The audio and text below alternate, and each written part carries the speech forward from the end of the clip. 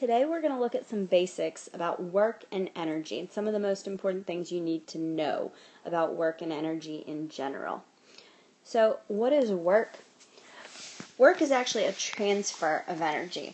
And for work to be done, there has to be some force giving the object energy, something to accelerate the object or cause it to have motion or keep its motion. So work has to make something move. And for work to be done, there has to be a force on the object or system of objects.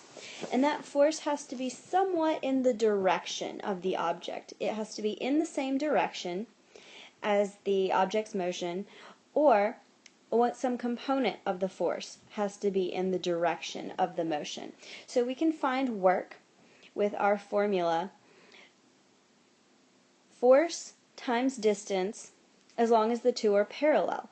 Or if we need to find the parallel component of the force, work is force times distance times cosine of the angle between them. So let's say we have a box that is moving to the right horizontally, and we have some force on the box that gives it the motion, except the force is at an angle to our distance moved. So the part of the force that would actually move the object, be responsible for transferring energy to the object, would be this x component here, as long as it's moving in the x direction. So we would find the x component of the force by multiplying the force by the cosine of this angle between the force and distance.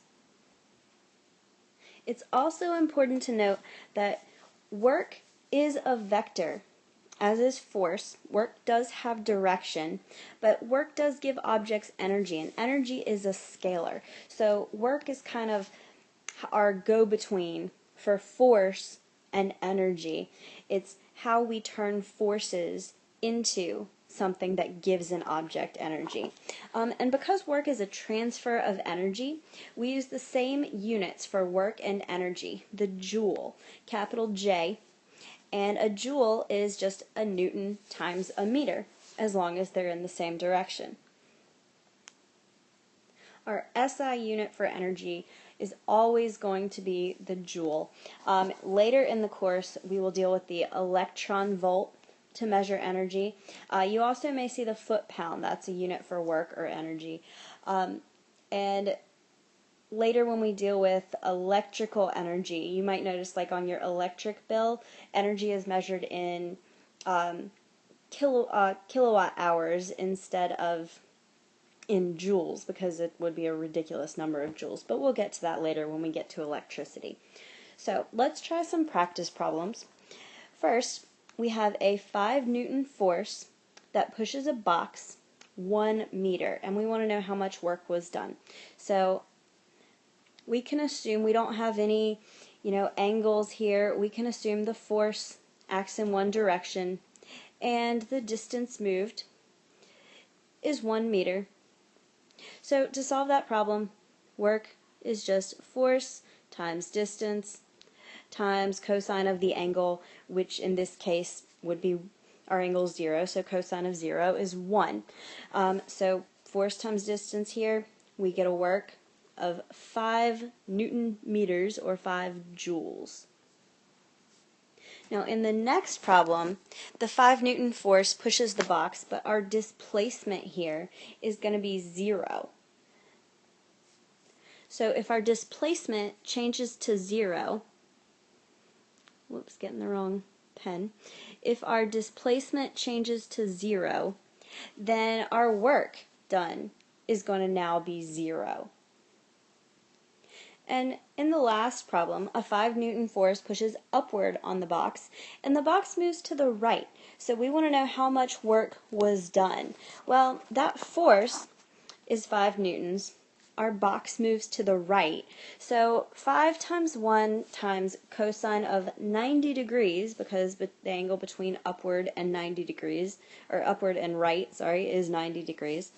Now the cosine of 90 degrees is 0. So in that case, that force is not what's doing the work there. Some other force, or maybe just the box has its own inertia, but something else is causing it to move 1 meter to the right. So that force does no work. It doesn't transfer any energy to the box. So if a force doesn't make an object move at all, then there's no work done by that force. Forces can do positive work if it does make an object move in the same direction. Now, if the direction is opposite the direction of the force, if it's working against the object's motion, if it's trying to slow down the object or take away energy from the object, then that work done might be negative by that force. And if the force can't make the object move at all, then that force does zero work. So work is a vector. It does have positive, negative, or zero values. It is directionally dependent. So in summary, work does transfer energy to or from an object or system of objects. If positive work is done on the system, then the object's or system's energy is going to increase. Work is giving that object energy. If the force does negative work, then the system loses energy. The force is taking away energy, putting it somewhere else, getting it away from the object. And our mechanical energy that we're talking about, we have two forms of that, and it's either potential energy or kinetic energy. And we've already talked about kinetic friction, and that was when an object is actually moving and there's friction between two surfaces. So for kinetic energy, kinetic actually means motion. So for an object to have kinetic energy, it has to be moving. So let's try a practice problem. This person pulls a rolling suitcase. Well, in this diagram, it's a crate, not a suitcase, but we're pulling at an angle of 30 degrees with the horizontal and with a force of 200 newtons. So we want to know how much work she does to pull it a distance of 160 meters along a flat surface. So we just use our work formula. Oops, sorry about that. Work equals force times our distance or displacement times the cosine of the angle between, so that we can find out whatever this component is down here of that force in the same direction. And we plug in our values: 200 newtons times 160 meters times cosine of 30 degrees. And you should have, let's see, I get 27,700, so whatever, joules there.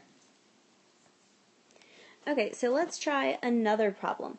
In this situation, we have Jane and Tarzan, and Jane is pulling Tarzan up to a treehouse 9 meters above the ground. And we want to know how much work she does when she lifts Tarzan. So, here's the deal. Tarzan has to be moved upward by some force. And he's going to move some distance, 9 meters. And we aren't really given this force. What we are given is his mass, 70 kilograms. So if you think about it, the minimum amount of force you would have to have, or she would have to lift Tarzan upward is going to equal his weight in order to have a constant velocity upward. So we're going to say that that force is equal to Fg, his weight, the force of gravity. So work is force times distance, in this case it's upward, so I'll use a y, it doesn't matter, times cosine of the angle between that force and that distance. And if we change Fg to m times g, his mass 70 kilograms, times gravitational acceleration 9.8 meters per second squared, then I get 6,174 joules that it takes to lift Tarzan. Now, gravity is going against that. Gravity has work in the opposite direction. So in this case, if the force of gravity is, well, we can still say it's m times gravitational acceleration, and we can still use that same delta y, but the cosine of our angle, instead of being